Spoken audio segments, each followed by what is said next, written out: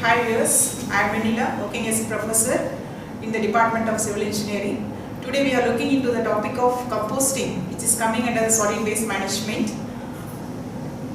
So composting is one of the techniques which is used to digest the solid waste, and in turn we are converting it into biofertilizers, which is one of the eco-friendly products. And this presentation consists of the trend of urbanization, because the waste are generated due to the urbanization activities, and also so many different types of waste have been generated, and what are the magnitude of the waste generated in our country, then what are the available resources of the waste, and what are the different techniques available for digesting the waste, and out of this why composting is playing its role as a very important one. These are the contents we are going to see in this. And as far as the urbanization is considered, in our country, the statistics shows that every year it is going on increasing, as you are seeing in this slide, and the percentage of urban total population is increasing of 7.3 to 41% we are expecting in the year of 2021. And per capita waste generation is also increasing 1.3% per annum, and urban population we are increasing it in a rate of 3 to 3.5%, and waste generation is also increasing around 5%. Then if you are considering about the generation of waste, there are different types of waste are available, and they are household waste, drop waste, agro-processing waste, and then livestock waste, market waste, then slaughterhouse waste, river units, postal waste, and then miscellaneous. These are all playing a major role in solid waste management, and this picture shows that if there is an indiscriminate dumping of garbage causes about the groundwater pollution, because if the waste is dumped into the ground, then if any rain comes or if the water is stagnated into it, then it will be leaching into the ground, so that the groundwater will be getting contaminated. And also the breeding of vectors, which will be giving diseases to the people. And also the greenhouse gases will also be emitted, which are the causes for global warming as CO2 and methane. And since there is a lack of dumping place, we are dumping it in a indiscriminate manner. And as far as the disposal methods are considered, different techniques are available, like landfill, open land dumping, incineration, pelletization, anaerobic digestion, animal feed, and composting. And in this presentation, we are going to look into the composting, which is the biological route of decomposing the waste. And if you are taking into the biological route, it may be decomposed either aerobic or anaerobic. Aerobic means in the presence of oxygen, this digestion will be happening, and anaerobic means in the absence of oxygen.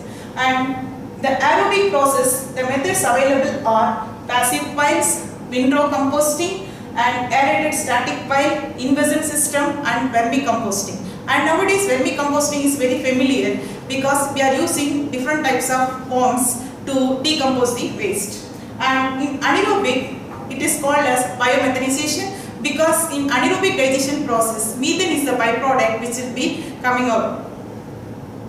And composting is one of the biological decomposition of the organic waste in the presence of microorganisms, that to controlled conditions. Controlled conditions means temperature and pH should be in a controlled manner. If it is not controlled, then the process will be inefficient.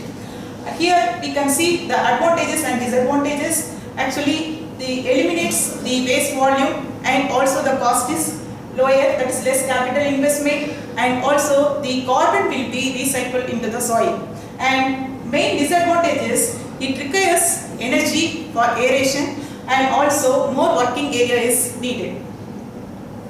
This is the flow chart which shows the composting process, and this composting process mainly we are considering the organic matter. This organic matter, in the presence of moisture content and oxygen, the microorganisms involved in this will be digesting it and converting it into energy and heat, and also new microorganisms will be produced. And if there is a huge population of new microorganisms, automatically death of microorganisms will be taking place, and that will be converted into humus or compost. And due to the breakdown of the organic matter, the CO2 and water will also be released. So this is a flow chart which shows the total composting process. So here this is the aerobic process, in which we can see the pre-processing techniques, and then pre-sorting, recycling, and how finally the urban compost and the alternate fuel will be generated. So this is the bioconversion of the waste into the compost. So these are all the basic steps involved.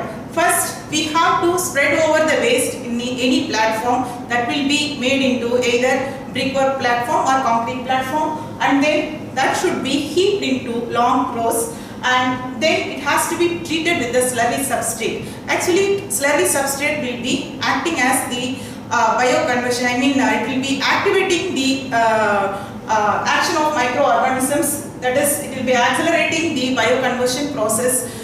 Mostly the cow dung will be added as the slurry substrate.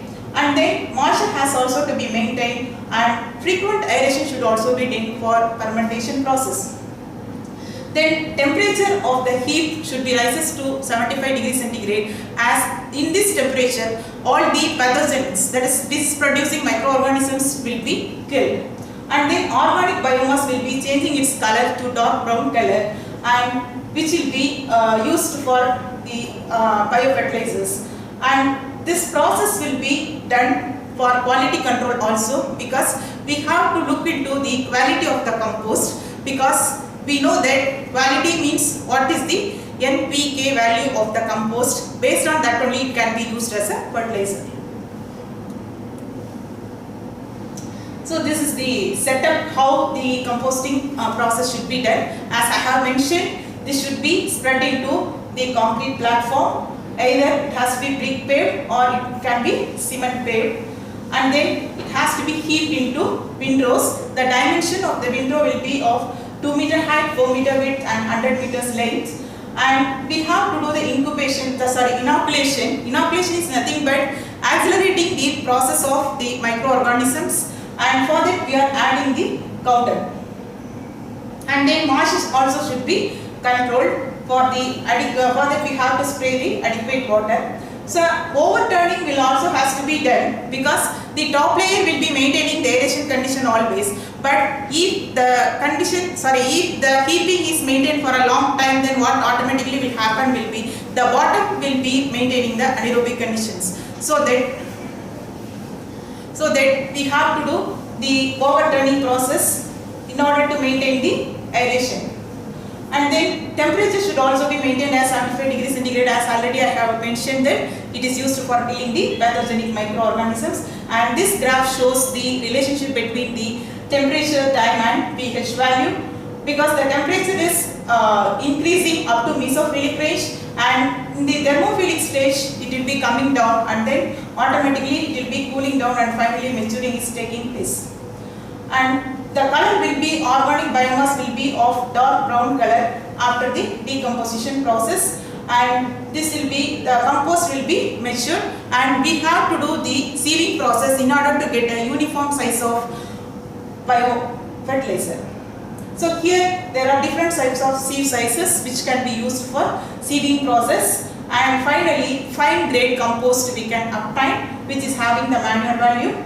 And these are the factors which will be affecting the composting process. Already I have mentioned that this process should happen only under controlled conditions. So these are all the conditions that has to be maintained, that is particle size, moisture content, temperature, pH control and heap size. And as this process has to be done only with the microorganisms, these are the types of microorganisms that will be having its action. It is microflora, microfauna, or macroflora or macrofauna.